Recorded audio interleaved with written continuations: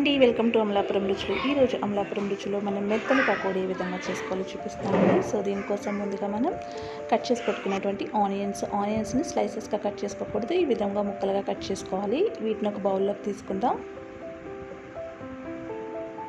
ఇప్పుడు దీంట్లో కొంచెం తరిగి పెట్టుకున్న అల్లం, కొంచెం కరివేపాకు, చిన్నగా కట్ చేసి పెట్టుకున్న పచ్చిమిరపకాయలండి. మీ స్పైస్ని బట్టి వేసుకోండి. నాకు చిన్నపిల్లలు ఉన్నారు, సో 2 వేసాను నేను. తరిగి పెట్టుకున్న కొత్తిమీర, టేస్టింగ్ సాల్ట్ అంటాం కదా, తినే ఉప్పు, అది కొంచెం అండి. కొంచెం జీలకర్ర. ఇప్పుడు ఇందులో కొంచెం పసుపుని యాడ్ చేసుకుందామండి.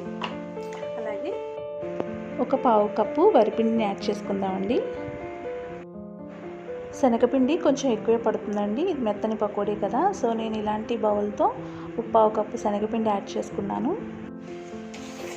అలాగే మనం టేస్ట్కి తగిన విధంగా సాల్ట్ యాడ్ చేసుకుంటున్నాం. ఇప్పుడు ఇవన్నీ కూడా మనం బాగా కలుపుకోవాలండి. ఈ విధంగా కలుపుకున్న తర్వాత ఇలా వచ్చిందనమాట, పొడి పొల్లాడుతూ. ఇప్పుడు ఇందులో మనం కొంచెం వాటర్ యాడ్ చేసుకుంటూ దీన్ని కన్సిస్టెన్సీ కొంచెం జారుడుగానే కలుపుకోవాలండి. మరి గట్టి పకోడీ దాకా కాకుండా కొంచెం లూజ్గానే కలుపుకోవాలన్నమాట. కాబట్టి మనకి పిండి ఎక్కువే పడుతుంది, శనగపిండి. చూసారు కదండి, ఈ విధంగా కన్సిస్టెన్సీ అనమాట. చూసారు కదా, ఇలా మనకి ఇలా రావాలి. ఇందులో మీకు ఇంకా ఇంట్రెస్ట్ ఉంటే కారం కూడా యాడ్ చేసుకోవచ్చు అండి. స్పైస్ కావాలనుకుంటే కొంచెం కారం కూడా యాడ్ చేసుకోవచ్చు. నేనైతే జస్ట్ ఓన్లీ పచ్చిమిర్చితో చేస్తున్నాను. మీకు ఇంట్రెస్ట్ ఉంటే కారం కూడా యాడ్ చేసుకోవచ్చు. అలాగే కొంచెం వాముని యాడ్ చేస్తున్నానండి. మనకి ఈ పకోడీ క్రిస్పీగా రావాలంటే మనం ఆల్రెడీ స్టవ్ మీద ఆయిల్ హీట్ చేసుకుంటాం కదండి, డీప్ ఫ్రై చేయడానికి. అందులో నుంచి కొంచెం ఆయిల్ ఇందులో యాడ్ చేసుకుని బాగా కలుపుకోవాలన్నమాట. సో ఇలా చేయడం వల్ల మనకి పకోడీ అనేవి చాలా క్రిస్పీగా వస్తాయి. ఒకసారి సాల్ట్ అది చెక్ చేసుకుని మనం పకోడీ వేసేసుకోవచ్చు. పిండి అనేది రెడీ అయిపోతుంది. సో మనం పకోడీ వేసుకోవడానికి స్టవ్ వెలిగించి బాండి పెట్టుకుని ఆయిల్ హీట్ చేసుకున్నామండి. హీట్ అయిన ఆయిల్లో ఈ విధంగా చిన్నగా వేసుకోవాలి. ఒకవేళ మన పిండి ఏమన్నా జారుడుగా అనిపిస్తే కొంచెం శనగపిండి యాడ్ చేసుకోవచ్చు.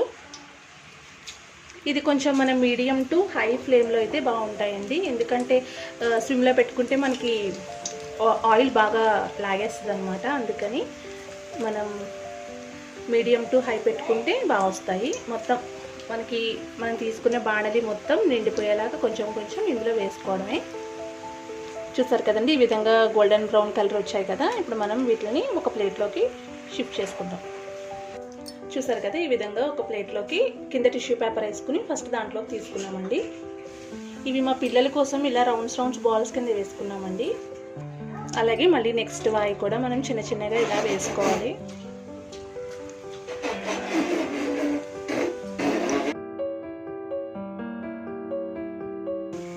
ఒక పక్క అవుతూ ఉంటే మా పిల్లలు అయితే అప్పుడే వాళ్ళ ప్లేట్లో వేసేసుకుని సాస్ వేసుకుని తినేస్తున్నారనమాట. అంత చక్కగా ఉన్నాయి. సో మీరు కూడా ట్రై చేయండి. పిల్లలు పెద్దలు అందరూ కూడా చక్కగా ఎంజాయ్ చేయొచ్చండి పకోడీని. అంటే స్పైస్ మరి మనం పిల్లలు తినేటప్పుడు కొంచెం వాళ్ళకి తగ్గట్టుగా యాడ్ చేసుకోవాలండి. మన ఇంట్రెస్ట్ని బట్టి, అంటే పాపం వాళ్ళు తినలేరు కదా. సో అందుకని మనం అల్లం తురుము, నెక్స్ట్ కారం వేసుకోకుండా కొంచెం పచ్చిమిరపకాయ తక్కువ వేసుకుని అలా చేసుకుంటే వాళ్ళు కూడా ఇంట్రెస్ట్గా తింటారు. మనం వేసుకునేటప్పుడు చేతిని జస్ట్ విదుపుతున్నట్లుగా వేస్తేనే ఇలా వస్తాయండి. మనం చక్కగా ఇలా బజ్జీలు వేసుకున్నట్లు, పునుకులు వేసుకున్నట్లు వేసుకొస్తే రౌండ్గా వచ్చేస్తాయి అన్నమాట. సో వేగిపోయాయండి, ఇవి కూడా మనం తీసుకుందాం. ఈ కలర్ సరిపోతుందండి. ఇంకా ఎక్కువ వేయించేసుకుంటే మనకి ఆ ఎల్లోనెస్ అనేది పోతుంది. రండి, ఈరోజు అమలాపురం రుచుల్లో నేను మీకు చేసి చూపించిన మెత్తటి పకోడీ నా రెసిపీ కనుక మీకు నచ్చినట్లయితే లైక్ చేయండి, షేర్ చేయండి, కమెంట్ చేయండి. అలాగే మా ఛానల్ ఎవరైనా ఫస్ట్ టైం చూసినట్లయితే please subscribe my channel Amalapuram రుచులు. మళ్ళీ మంచి రెసిపీతో మీ ముందు ఉంటుంది మీ అమలాపురం రుచులు. Take care, bye.